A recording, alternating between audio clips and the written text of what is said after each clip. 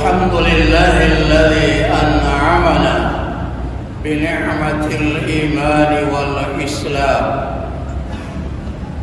والصلاة والسلام على أشرف الأنبياء وخير الأنام. أشهد أن لا إله إلا الله وأشهد أن محمدا رسول الله. اللهم صل وسلم وبارك على النبي الكريم نبينا محمد وعلى آله وأصحابه أجمعين. أما بعد فيا أيها الناس، أوصيكم وإياي بتقوى الله فقد فاز المتقون.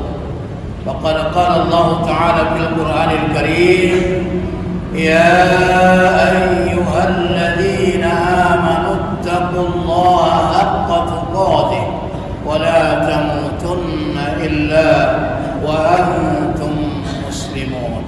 صدق الله العظيم.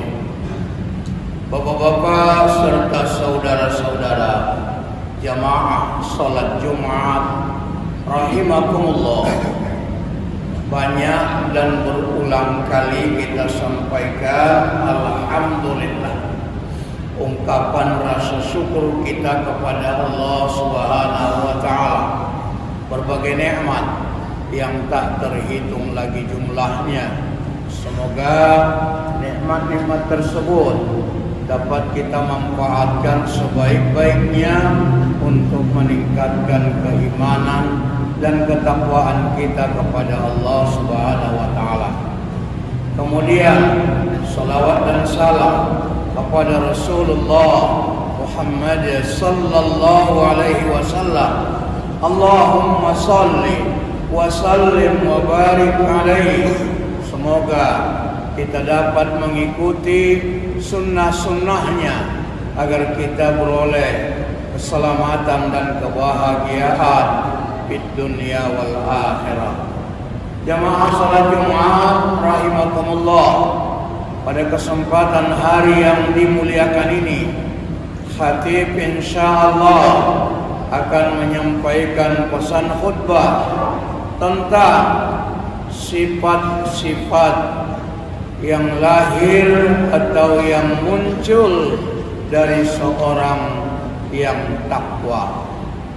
Jamaah Jumat yang berbahagia, hal ini telah dijelaskan Allah kepada kita melalui firman-Nya di surah Ali Imran yang diawali dari ayat 134. Allah Subhanahu wa taala telah berfirman, A'udzu billahi minasyaitonir rajim. Alladzina yunfikuna fis sarra'i wad dharra wal kadhiminal ghaidh wal 'afina 'anil nas wallahu yuhibbul muhsinin. Walladzina idza fa'alu fahishatan aw zalamu anfusahum dzakarullah fastaghfiru li dzunubihim wa man yaghfiru dzunuba illallah wa lam yusirru ala ma fa'alu wa hum ya'lamun.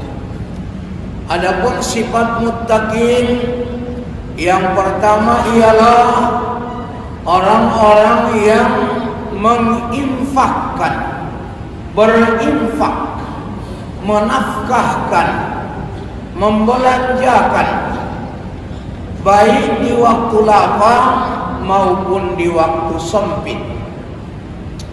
Intinya adalah orang yang pemurah. Suka berinfak artinya sikapnya pemurah. Rasulullah sallallahu alaihi wasallam telah bersabda, "Asy-syahyun qaribun minallah, qaribun minan nas, qaribun minal jannah wa ba'idun minan nar." Adapun orang yang pemurah dekat dengan Allah. Artinya Allah suka. Dekat dengan manusia, semua orang suka. Dekat dengan jannah, artinya surga merindukannya. Tapi jauh dari api neraka. Api neraka artinya infaknya itu menjadi benteng, menjadi perisai dari azab api neraka. Sebaliknya, Nabi telah menjelaskan lagi, wal bukhlu, orang yang bakhil, orang yang pelit adalah ba'idum minallah, jauh dari Allah. Ba'idum minan nas, jauh dari manusia. Ba'idum minal jannah, jauh dari surga. Wa qaribum minan nar, tapi malah dekat dengan neraka. Jadi oleh karena itu, tentunya berinfak ini atau bernafkah ini bisa menjadi sedekah, bisa nafkah menjadi wakaf, bisa infak menjadi hadiah, bisa menjadi hibah, bisa menjadi kurban, bisa menjadi ongkos haji, ongkos umroh, dan lain sebagainya. Dan intinya adalah sedekah. Dan sedekah itu, Bapak Saudara, adalah Nabi telah menyatakan tidak akan miskin orang menjadi orang pemurah. Tidak akan miskin orang menjadi orang pemurah. Orang yang suka bersedekah. Bahkan kalau berbicara tentang rezeki, di dalam Al-Quran cukup banyak pintu-pintu rezeki itu Allah bukakan. Ada rezeki yang dijamin. Wa ma min dabbatin fil ardi illa 'ala Allahi rizquha. Semua yang melata di atas bumi ini dijamin Allah rezekinya. Enggak usah takut hidup di atas dunia ini, rezeki telah dijamin oleh Allah. Ada rezeki yang tak diduga. Ya, rezeki yang tak diduga itu termasuk wa may yattaqillaha yaj'al lahu makhraja wa yarzuquhu min haitsu la yahtasib. Orang bertakwa akan diterimanya rezeki yang tak disangka-sangka. Kemudian ada lagi rezeki karena bersyukur. La in syakaratum la azidannakum. Kalau kamu syukur tidak habis, malah akan ditambah. Dan ada rezeki melalui istri. Melalui istri. Sampai Nabi mengatakan, an-nikahu ya'tina bikumul mal. Nikah itu akan mendatangkan harta. Kita waktu lajang barangkali belum punya rumah, belum punya kendaraan, tapi setelah menikah diberi Allah rezeki melalui istri. Dan ada pula rezeki melalui anak. Melalui anak banyak, sekolah, kebutuhan banyak, kepentingan banyak, tapi Allah memberi rezekinya. Kadang-kadang sesudah habis anak sekolah, udah menikah semuanya, ya kalau usahanya mulailah pula meresot. Itu membuktikan pada kita. Kemudian ada lagi rezeki melalui sedekah, sehingga dengan bersedekah dia membuka pintu-pintu rezeki lain. Ibarat seorang mancing, Bapak Saudara, umpannya dikasih cacing kecil tapi dapat belut, itu lebih besar. Jadi sedekah itu adalah memancing, membuka pintu-pintu rezeki lain. Dan tidak cuma itu manfaatnya, bahkan orang yang sudah meninggal dunia, mereka sekarang berada di alam barzakh, mereka rindukan ke dunia ini. Jeritan mereka adalah, laula akharatani ila ajarin qarib la asaddaqa wa akun minas salihin. Ya Allah, andaikanlah kau tunda kematianku sebentar saja pun, ya Allah, tak usah pakai lama, aku akan bersedekah supaya aku menjadi orang soleh. Kenapa? Orang yang mati ke dunia ini tidak menginginkan sholat, tidak berhaji, tidak dengan umrah, tidak dengan amal-amal baik. Sebab kalau kita sholat, Bapak Saudara, cuma dapat pahala sholat. Kita puasa, dapat pahala puasa. Kita haji, dapat pahala haji. Tapi kalau kita bersedekah, semua pahala bisa dapat. Seorang tidak sholat lagi, tapi pahala sholat dapat karena ada wakafnya di sebuah masjid. Seorang tidak puasa tapi dapat pahala puasa karena memberi bukaan bagi orang berpuasa. Seorang tidak mengajar, seorang tidak bertausiah, seorang tidak ceramah, tapi dapat dia pahala ngajar karena dia yang memberi honor para guru-guru yang mengajar di tempat itu. Kesimpulannya, sedekah itu adalah tentunya memakmurkan orang.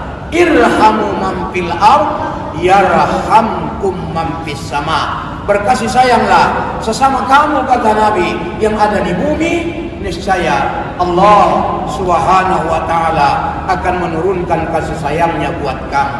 Sampai ada Nabi gambarkan lagi bahwa seorang wanita ex-pelacur malah masuk surga karena memberi minum anjing. Menyayangi hewan saja bisa menjadi orang dekat dengan Allah, apalagi menyayangi manusia. Tapi Bapak Saudara, kedengaran dia adalah mudah, berinfak mudah, tapi kenyataannya adalah perbuatan yang amat sulit. Jangankan rezeki yang sudah dia peroleh membagi pada orang lain, malah kadang-kadang hak orang lain pun diambilnya. Sehingga hak fakir miskin pun diambilnya, hak tetangga dia ambil, hak rakyat dia ambil. Nah, ini tentunya membuktikan pada kita bahwa perbuatan sedekah itu bukan perbuatan yang mudah, tetapi nilainya Bapak Saudara luar biasa. Ini pertama yang menjadi syarat menjadi orang takwa dan sifat yang muncul. Mudah-mudahan kita semua dan menjadi orang-orang yang pemurah, tidak menjadi orang yang bakhil. Jamaah sholat Jumat yang berbahagia. Yang kedua, sifat muttaqin itu adalah wal kadhiminal ghaidh, orang yang bisa menahan amarah. Nabi telah bersabda, marah itu adalah dari setan, dan setan itu berasal dari api. Yang bisa memadamkan api adalah air. Maka apabila kamu marah, kata Nabi, ambillah wudu. Ini sederhana kedengaran dan sudah lama ilmu ini tahu kita. Cuma persoalannya, udah pernah nggak kita marah lalu ngambil wudu? Kadang-kadang orang marah ngambil parang, ngambil pistol, ngambil batu, ngambil sapu, bukan ambil wudu, akhirnya makin marah. Nah, oleh karenanya wudu. Memang perintah berwudu ini Bapak Saudara, tidak hanya kita diperintahkan wudu untuk sholat, idza kuntum ila sholat, tidak. Lagi marah disuruh kita berwudu, malah mau tidur disuruh kita berwudu. Nah, ini ajaran Nabi. Cuman banyak orang tua yang mendidik anak-anaknya kalau mau tidur cuma suruh kencing. Asal mau tidur anak, kencing kau dulu. Rasul tidak, suruhnya adalah wudu. Ini kesalahan juga sebetulnya dari cara mendidik orang tua. Nah, kemudian tidak cuma itu Bapak Saudara, mau pergi ke pasar. Di pasar itu adalah merupakan masjidnya setan, paling banyak setan. Maka hendaklah kamu berwudu. Dan bahkan Bapak Saudara, satu pekerjaan yang paling dibenci Nabi benci kali. Mohon maaf bagi orang habis hubungan suami istri kemudian tidur. Itu benci Nabi. Maka Nabi anjurkan berwudu dululah. Jadi wudu itu al-wudu usilahil mu'minin, wudu itu adalah senjata bagi orang beriman. Kenapa kita penting senjata? Karena kita perang. Perang sama siapa? Musuh. Siapa musuh kita? Setan. Inna syaitana kana lakum aduwwun mubin, kata Allah. Musuh kita yang jelas, yang nyata, bukan tetangga, bukan ya, tapi adalah setan. Dan setan itu nggak nampak. Makanya senjata yang dipakai untuk melawan setan adalah senjata yang nggak nampak. Itulah wudu. Mau ngantor kita wudu, mau pergi kita berwudu. Dan ini adalah senjata buat kita. Mudah-mudahan setan yang jelas musuh kita. Dan kadang-kadang setan ini bergelimang.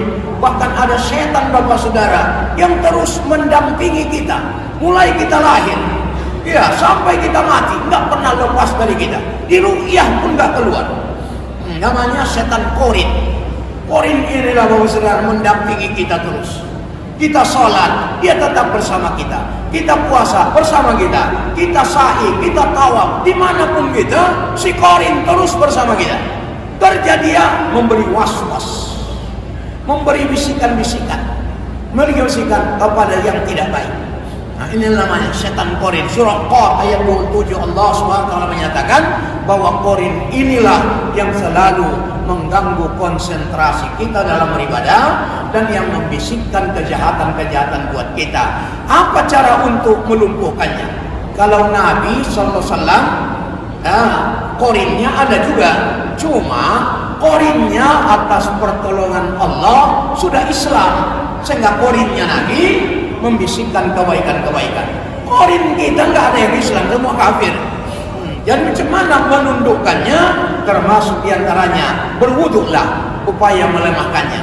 Kuatkan iman. Kalau iman kuat, Qarin akan lemah. Perbanyak berzikir kepada Allah dan banyak membaca Al-Quran.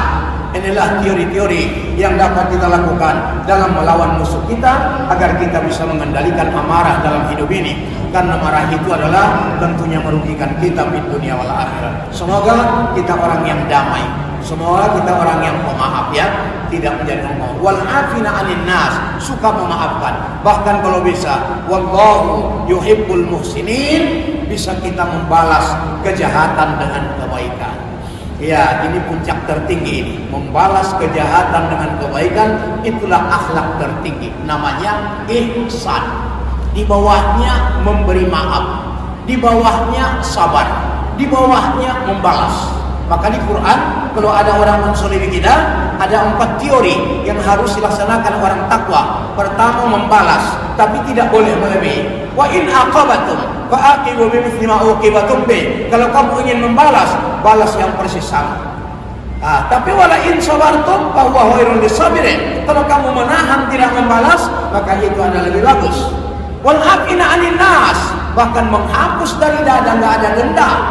Dan bahkan paling indah, wallahu yuhibbul muhsinin, dia menjadi orang yang senantiasa berbuat baik. Persoalan orang berbuat baik padanya, dia enggak peduli. Yang penting, aku ingin menjadi orang terbaik buat orang lain. Khairun nas anfa'uhum linnas.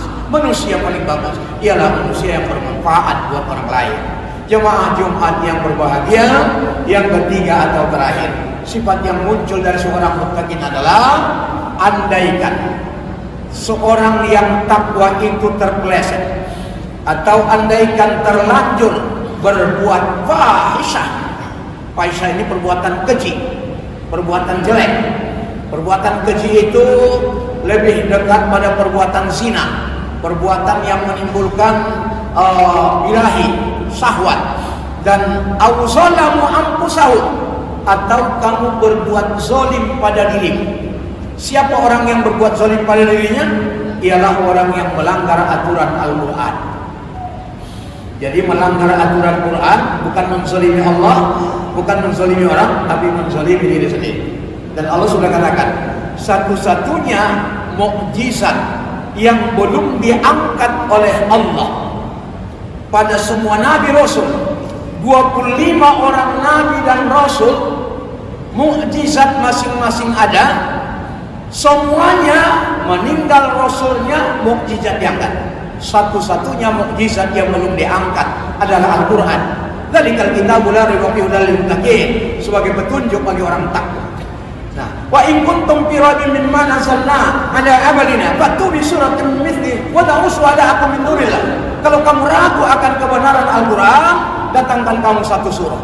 Sampai sekarang udah 1400 tahun, banyaknya manusia, nggak ada yang bisa menandingi satu surah saja Al-Quran.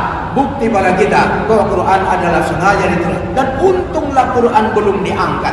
Andaikan diangkat Bapak Saudara, tak ada mukjizat lagi, maka tidak ada pedoman buat kita. Untuk itu, ayo kita bersikap pada Quran satu saja. Sami'na wa ata'na. Kami dengar Tuhan penjelasan dan kami akan laksanakan. Untuk apa? Ketaatan kepada Allah. Untuk ketaatan kepada Allah Subhanahu wa taala. Nah, andaikan pernah kita melenceng, pernah kita melanggar aturan-aturan itu, bisa perintahnya kita tinggalkan atau larangan kita laksanakan, maka kata Allah, zakarullah, cepatlah kamu mengingat Allah. Kenapa dengan mengingat Allah timbul penyesalan? Kenapa timbul penyesalan? Karena Allah mengetahui perbuatan kita, bahkan akan dibalas. Dan kalau balasan neraka pasti disanggup, maka timbul penyesalan. Yang kedua, fastaghfiru li dzunubihim, istighfar kamu. Astaghfirullahaladzim. Kenapa istighfar? Mengaku salah di hadapan Allah. Maka orang yang telah beristighfar itu sudah iman. Berarti yakin dia bahwa Allah itu Maha Pengampun, maka dijumpainya Allah minta ampun. Yang ketiga, walam yusirru ala ma fa'alu, mereka tidak ulangi lagi kejahatan yang sama itu. Inilah esensi dari taubatun nasuha. Berarti Bapak Saudara, berdasarkan ayat ini, sifat yang muncul dari orang muttaqin ada 3. Yang pertama adalah pemurah alias berinfak. Yang kedua adalah mengendalikan amarah, puncaknya berbuat baik. Kemudian yang ketiga, seandainya orang takwa itu berbuat zalim, maka segera dia bertaubat kepada Allah. Mudah-mudahan andaikan 3 hal ini kata Allah dapat kita kerjakan, ulaikal muttaqun, mereka lah orang-orang yang takwa, lahum maghfirah, Allah akan memberikan ampunan secara totalitas, wa jannah, dan surga yang seluas langit dan bumi. Semoga Bapak Saudara termasuk kita semuanya orang-orang yang bertakwa, dan inna akramakum indallahi atqakum, orang paling mulia di Allah adalah orang yang bertakwa. Demikianlah khutbah yang sangat singkat ini. Semoga ada manfaatnya buat kita semua, mengantarkan kita menjadi orang-orang yang terbaik di sisi Allah Subhanahu wa taala. Barakallahu li wa lakum fil Qur'anil Karim, wa nafa'ani wa iyyakum bima fihi minal ayati wa dzikril hakim, wa taqabbala minni wa minkum tilawata, wastaghfirullah li wa lakum wa lisairil muslimin wal muslimat, fa ya fawzal mustaghfirin wa ya najatat taibin.